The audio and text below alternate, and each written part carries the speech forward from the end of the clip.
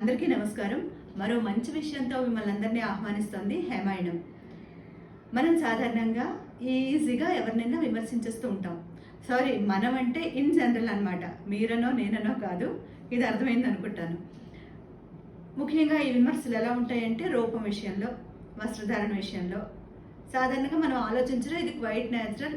ఇంకా చెప్పాలంటే ఇది ఒక డిఫాల్ట్ కూడా 90% మనుషులకి ఈజీగా వచ్చేస్తుంది. మనం అందంగా ఉన్నామా లేదా, పక్కవాళ్ళు అందంగా ఉన్నారా లేదా అని కాదు, విమర్శించే గుణం అనమాట. అయితే ఈ గుణం అందరికీ సహజమని మనం గ్రాంటెడ్గా తీసుకున్నా, ఒక విషయంలో మాత్రం మనం ఎవరిని అనే హక్కు అర్హత కూడా ఈ రోజుల్లో మనకు లేవు. అదే పిల్లల పెంపకం విషయం. మనకి జూన్ 3వ ఆదివారం నాడు ఫాదర్స్ డే జరుపుకుంటారు కదా. ఆ సందర్భంగా పిల్లల పెంపకం గురించి ఈరోజు ఈ వీడియోలో మాట్లాడదాం అనుకుంటున్నాను. ఈ డేల పట్ల ఒక ప్రత్యేకమైన అభిప్రాయం నాకు లేదు. నా వీడియో ఒక కంటెంట్ మాత్రమే అని ఇదివరకు చెప్పాను కదా. నేను దాని మీద ఒక సదభిప్రాయం లేదు, దురభిప్రాయం లేదనమాట. ఎవరో ఒక అమ్మాయి ఒకరిని ప్రేమించి పెళ్లి చేసుకుని వెళ్ళిపోయింది అనుకోండి, ఇంట్లో వాళ్ళు ఒప్పుకోకపోతే. నిజానికి ఒప్పించాలనే చూస్తుంది, కానీ ఇంట్లో వాళ్ళకి సాధారణంగా కులమతాలు, గుణగణాలు, స్థితిగతులు, ఆహార విహారాలు, ఇన్ని పట్టింపులు ఉంటాయి. వాళ్ళకి మనకి పొసగదు అన్న ఉద్దేశంతో తల్లిదండ్రులు ఉంటారు. ఈ అమ్మాయి చాలా ప్రయత్నిస్తుంది, ఒప్పుకోకపోతే వెళ్ళిపోయి పెళ్లి చేసేసుకుంటుంది. అది ఆ నోట ఈ నోట మనకి తెలుస్తుంది. పెంపకం లోపం అనేస్తాం. అలాగే ఒక అబ్బాయి విషయంలో దుర్వ్యసనాలకు లోనయ్యాడని, చెడు సావాసాలు మరిగాడని ఇలాంటివి వింటూ ఉంటాం. అప్పుడు కూడా ఈజీగా మనం పెంపకం లోపం అనేస్తాం. ఈ పెంపకం లోపం అనే పదం మనం ఎందుకు ఈజీగా అనగలుగుతామంటే, మన మీద మనకి చాలా కాన్ఫిడెన్స్ అనమాట. మన పిల్లలు తోపు తురుంకాన్లు, పక్క వాళ్ళ పిల్లలు ఎందుకు పనికిరాని వాళ్ళు, మనమే చక్కగా కని పెంచేసాం పిల్లల్ని, పక్క వాళ్ళ పిల్లలందరూ డస్ట్బిన్ల దగ్గర దొరికేశారు, ఇలాంటి భావనలతోటే ఉంటామండి. ఇది నిజం. అయితే ఇవన్నీ పెంపకం లోపాలు అయితే మాత్రం కావు. అయితే నా దృష్టిలో ఈ రోజుల్లో పెంపకం అంటే ఏంటంటే, మనం ఇష్టపడి కన్నా కష్టపడి కన్నా తిండి, బట్ట, వాళ్ళకి జీవితంలో కొంచెమైనా జ్ఞానాన్ని ఇచ్చే చదువు, ఈ మూడు మన పరిస్థితిని బట్టి, పరిధిని బట్టి వాళ్ళకి అందించడమే ఈ రోజుల్లో పెంపకం అండి. అంతే తప్ప నైతిక విలువలు, నీతి నియమాలు, మంచి చెడ్డలు, గుణగణాలు, లక్షణాలు ఇవన్నీ మనం అసలు చెప్తాం పిల్లలకి. వాళ్ళు ఎంతవరకు వంట పట్టించుకున్నారు, ఎంతవరకు పాటిస్తారో అన్నది మాత్రం సమాజమే నేర్పిస్తుంది వాళ్ళకి. అది దైవాధీనం సర్వీసే. ఎందుకంటే అవన్నీ మన చేతిలో లేవు, ఎప్పుడో దాటిపోయాయి. పిల్లల్ని కొంతవరకు 11-12 ఏళ్ల వరకే మనం పెంచుతాం. టీనేజ్ అంటారు కదా, అక్కడి నుంచి కూడా వాళ్ళని చుట్టుపక్కల ఉన్న పరిస్థితులే పెంచుతాయి. నేను మొన్న ఒక వీడియోలో చెప్పాను చూడండి, మా ఇంటి ముందు కార్ పార్కింగ్ చూపించి ఈ ప్లేస్ గుర్తు పెట్టుకోండి, నెక్స్ట్ వీడియోలో చెప్తాను అని. ఏంటంటే అక్కడ ఒక 13 ఏళ్ళు కూడా ఉండే ఒక అబ్బాయి ఒక 2 నెలల క్రితం వరకు, అప్పుడు చాలా తరచూ చూసేదాన్ని, ఆ కారు వెనకాల ఎవరికి కనిపించకుండా సిగరెట్ గబగబా తాగేసి ఆ లాస్టిక్ కాళ్ళ కింద పడేసి కాళ్ళతో నిలిపేసి వెళ్ళిపోయేవాడు అనమాట. ఆ అబ్బాయికి వాళ్ళ నాన్నగారు ఏమైనా డబ్బులు ఇచ్చి నువ్వు సిగరెట్ తాగు అని పంపిస్తారా? పంపించరు కదా. నిజానికి అయితేనండి నాకు చాలా బాధ అనిపించి చెప్తామని కూడా అనుకున్నాను. కానీ ఇటుపక్క నైబర్స్ కూడా కాదు, పోనీ మనం ఆ స్వతంత్రం తీసుకుందామన్నా అలా కూడా చెప్పకూడదు అనుకోండి, మనకు చాలా అనవసరం, చిన్నపిల్లాడు కదా అని. తిరిగి ఆ అబ్బాయి వెళ్ళవమ్మా, నీ పిల్లలు ఎలా ఉన్నారో చూసుకో అంటే నా పరమేమవ్వాలి?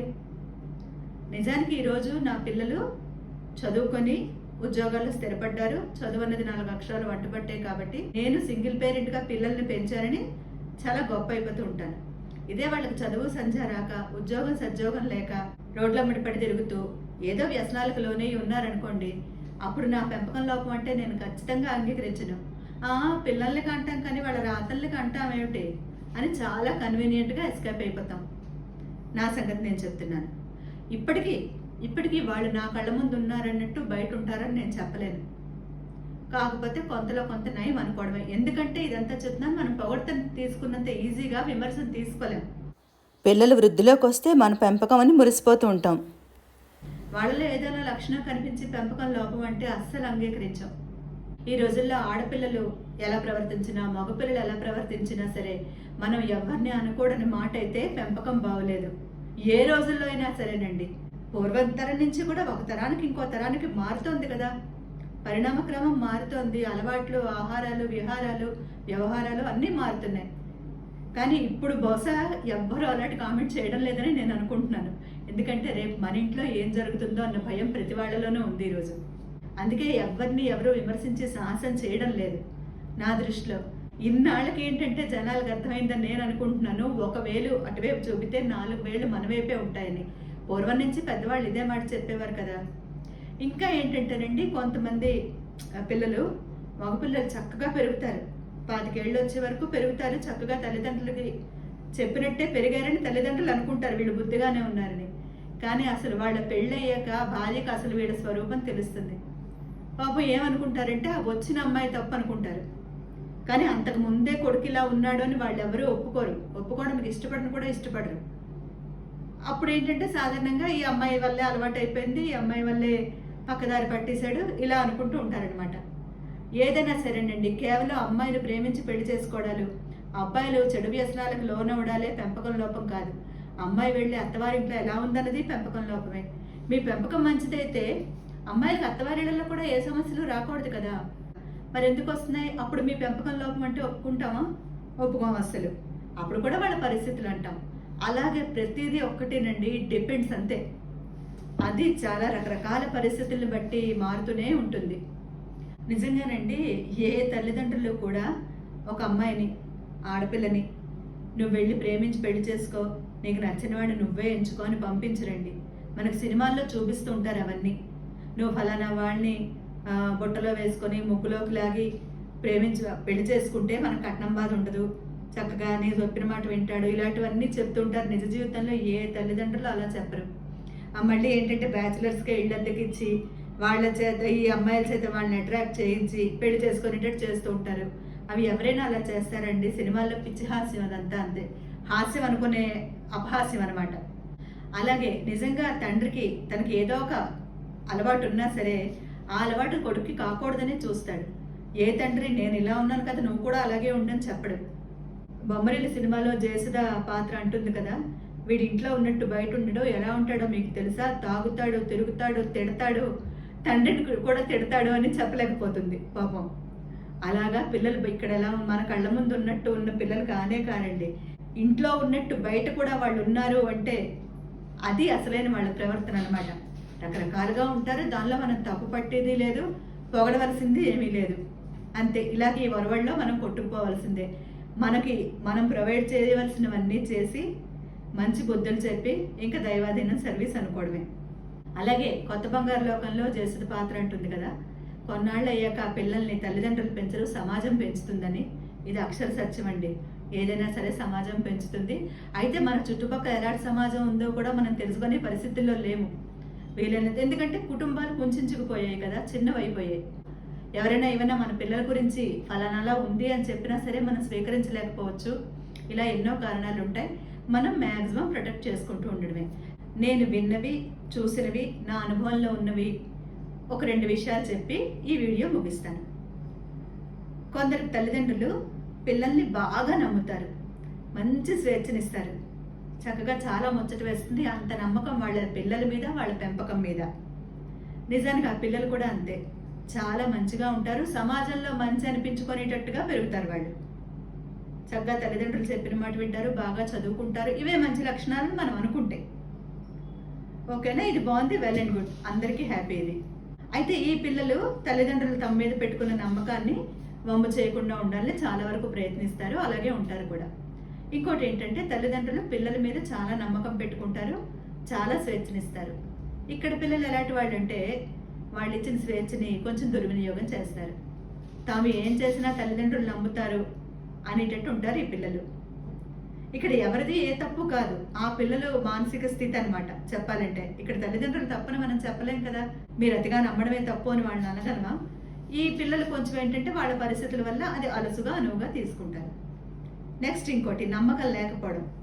కొందరు తల్లిదండ్రులకి పిల్లల మీద అస్సలు నమ్మకం ఉండదు. ఎంత చేసినా అనుమానిస్తూనే ఉంటారు, అడుగడుక్కి అనుమానిస్తూనే ఉంటారు. ఇటు వెళ్తే అనుమానిస్తారు, అటు వెళ్తే అనుమానిస్తారు. ఇంకా చెప్పాలంటే చెప్పుడు మాటలు విని కూడా ఈ తల్లిదండ్రులు ఇలా ప్రవర్తిస్తారు, కట్టడి చేయాలని చూస్తారు.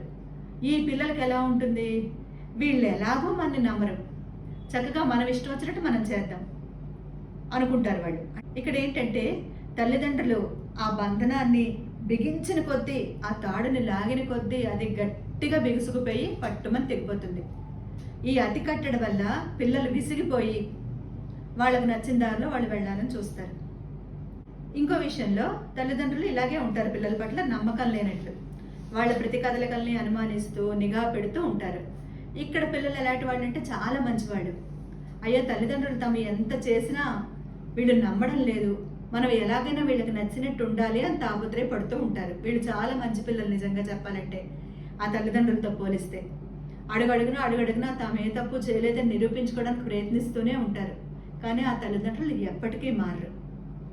ఇది నమ్మకం ఉన్న తల్లిదండ్రులు, నమ్మకం లేని తల్లిదండ్రుల విషయాల్లో నేను తెలుసుకున్నవి, పరిశోధించి తెలుసుకున్నవి అనమాట. అయితే కొందరు ఉంటారు, ఇంకా మన పిల్లలకు పెళ్ళిళ్ళు అయిపోయాయి కదా, ఇంకా మనం ఎవరిని ఏమన్నా పర్వాలేదు అనుకుంటారు. మీ పిల్లలకు పెళ్ళిళ్ళు అవగానే సరిపోదు, పెళ్ళిళ్ళు అయ్యే కూడా చాలా సమస్యలు చాలా రూపాల్లో రావచ్చు, అలా వచ్చాయి కూడా. నాకు తెలుసు ఆ సంఘటనలు. ఉన్నవి లేనివి అన్నీ కల్పించి మాట్లాడుతూ ఉంటే ఖచ్చితంగా మన ఇంటి సమస్య మన నట్టింట్లో తిష్ట వేసుకొని కూర్చుంటుంది. ఇలాంటివి కూడా ఉన్నాయి. అందుకని మనం చేయవలసిన పని ఒకటండి, ఫింగర్ ఆన్ లిప్స్ అనమాట. మనకి చేతనైతే ఒక మంచి మాట మాట్లాడి వాళ్ళు మనతో చెప్పుకున్నప్పుడు ఏదో ఊరడించాలి తప్ప మనంతటి మనం ఎవరిని విమర్శించకుండా ఉంటే భగవంతుడు కొంతైనా కరుణిస్తాడని నా నమ్మకం. మరి ఈ విషయం మీకు ఎలా అనిపించిందో కామెంట్ చేయండి, లైక్ చేయండి. మరో మంచి విషయంతో మిమ్మల్ని అందరినీ మళ్ళీ కలుసుకుంటాను. అంతవరకు అందరికీ నమస్కారం.